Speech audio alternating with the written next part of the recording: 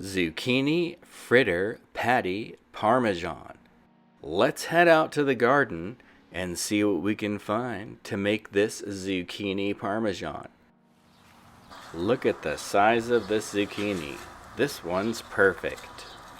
Some fresh Italian oregano, a sprig of rosemary.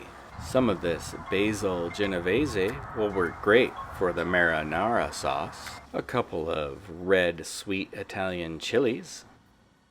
In a saucepan, about 4 tablespoons of olive oil, finely chopped red chilies, 2 cloves of garlic, a sprig of fresh rosemary, a little pinch of fresh oregano, some basil, 2 cups of tomato passata, and a couple of ounces of tomato paste. Give it a good stir and squeeze the juice in from 1 lemon, and then cover and simmer on low for about an hour. With a julienne about 3 cups of zucchini. Wrap your julienned zucchini strips up in a tea towel and then squeeze out as much moisture as you can. In your mixing bowl, separate your zucchini strips, zest a little bit of lemon, some fresh Italian parsley, a couple of cloves of garlic.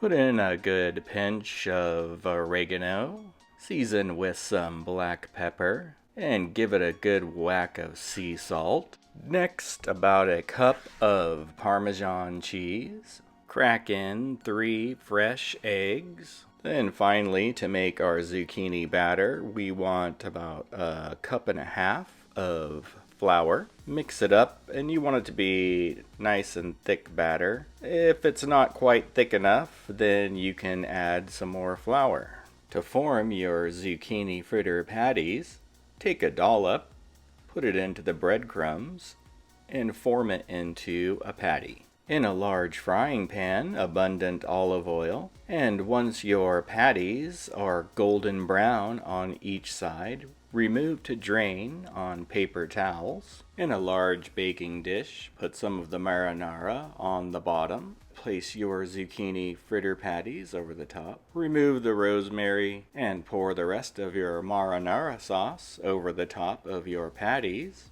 Top each one with some grated Parmesan, and then a piece of mozzarella on each one, then some flat leaf Italian parsley, some olive oil over the top, then bake in the oven at 350 degrees for about 15 minutes.